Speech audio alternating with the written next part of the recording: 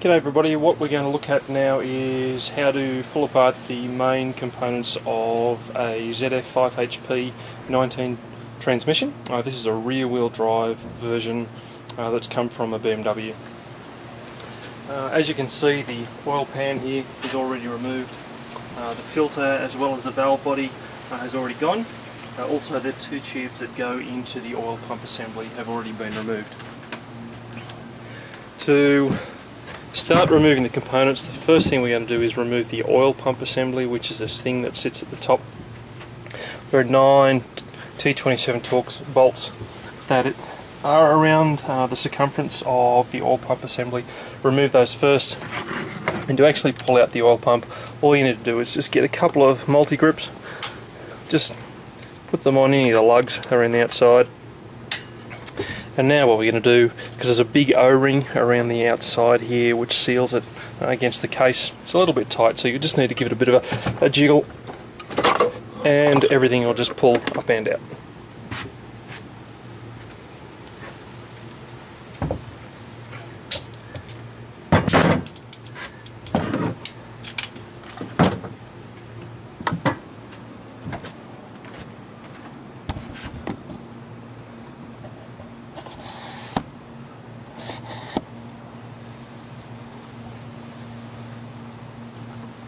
When you pull the oil pump assembly out, what you'll have, sometimes, this is what they call a B clutch, this may stay inside, that actually just pulls straight off. So it may actually be still sitting inside the transmission. And you may just have the oil pump assembly. The oil pump is actually inside here, and this is the C clutch. Parts that are important you make sure you grab hold of, there's a thrust bearing in here on the C clutch, as well as a small washer thing that they call a shim, and that's the thing that actually adjusts the longitudinal play at the top part of the engine, so make sure you don't lose those.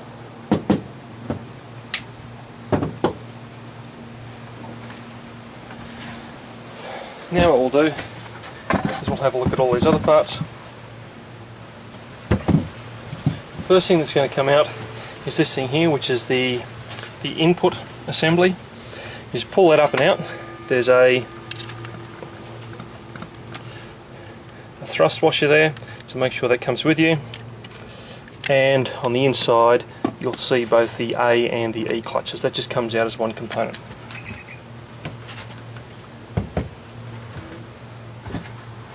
The next thing, there's actually 3 pieces here.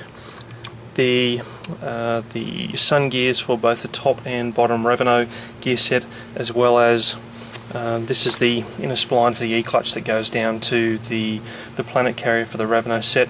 You can take these out individually, the centre and the middle and the outside, or you can just grip from the outside like this and just pull all 3 up and out, and then you can just pull all those apart individually. No problems with that at all. They're all just individual components that are independent, and they all have bearing sets in between.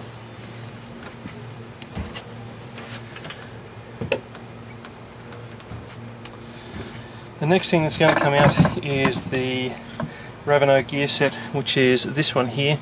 It's made of steel, it's pretty heavy, and when you're first pulling apart the transmission, this is obviously going to be covered in oil, etc. So be a bit careful, you don't want to drop it, because obviously everything else is made out of aluminium.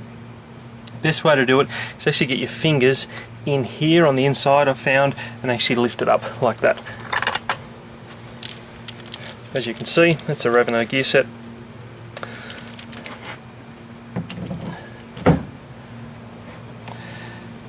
Next thing that's going to come out is the ring gear for the Ravino set. Again, just hands on the sides. Again, this is made of steel, so be nice and careful. It can be a bit heavy when it's greasy. And then what they call a cup, which is just a light aluminium piece, comes out. Once that's done, what we're going to do is lie the transmission. Actually, I'm going to turn it over on the other side.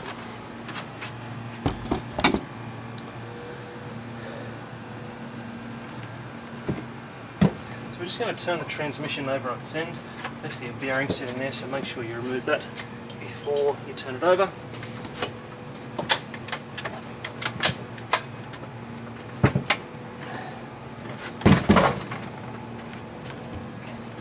And now what I'm going to do is I'm going to remove the output assembly. And that's actually going to make it much easier for us to remove the tower, which is the piece that's still existing inside the transmission. Now there are 7 bolts here, they've only got 2 in at the moment. Obviously you just have to remove all 7.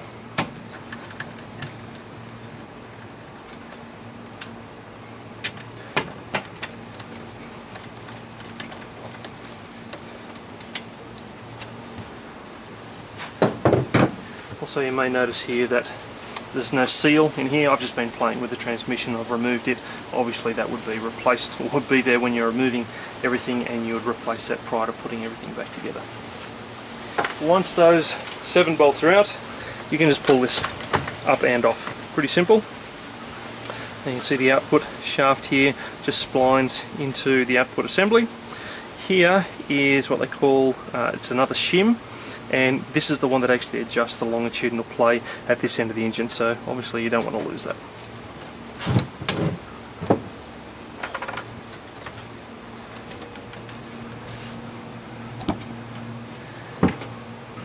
Now what I'm going to do is lie the transmission down upside down.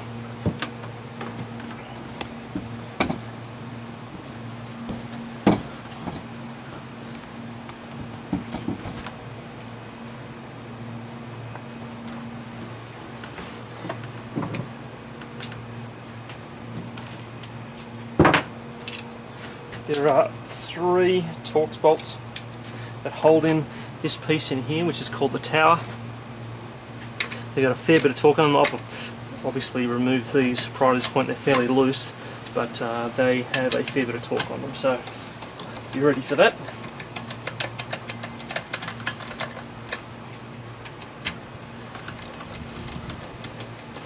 Also, when you're working in this part of the transmission, be really careful with these faces here.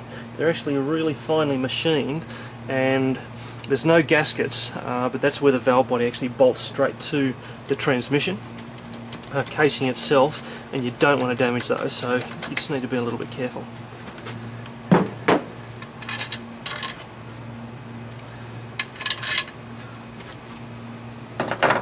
Once those bolts are out, what I'm going to do is actually reach my hands through and actually move it out the front. And I'm going to use these holes that are in here to help me out. So firstly, I'm going to put my fingers through there,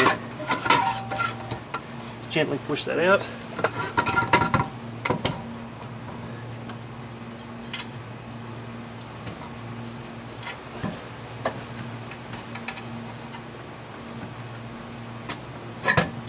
And then lift it out the front.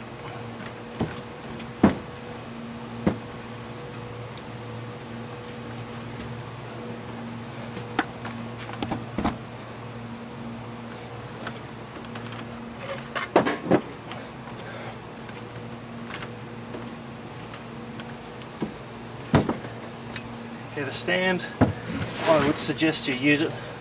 These things, obviously you don't want them to fall over and get damaged. So now we're just going to pull off the DG drum. That just pulls straight off. This is the piece that fails, this bit at the top here.